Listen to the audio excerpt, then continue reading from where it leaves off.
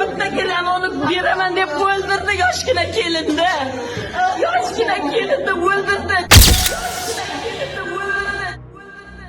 Samarqand viloyati Bayroq tumanidagi shifoxonada yosh kelinning vafot etganligi haqida tarqalgan video barcha shifokorlarga nisbatan salbiy fikr shakllantirmasligi kerak.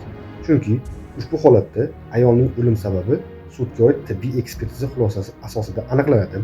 Ekspertiza xulosasida shifokorlar bajarishi lozim bo'lgan vazifalarni bajarmaganligi aniqlangan taqdirda ushbu amaliyotga mas'ul bo'lgan shifokorlar Jinoyat kodeksining 116-moddasi bilan jinoiy javobgarlikka tortilishi mumkin.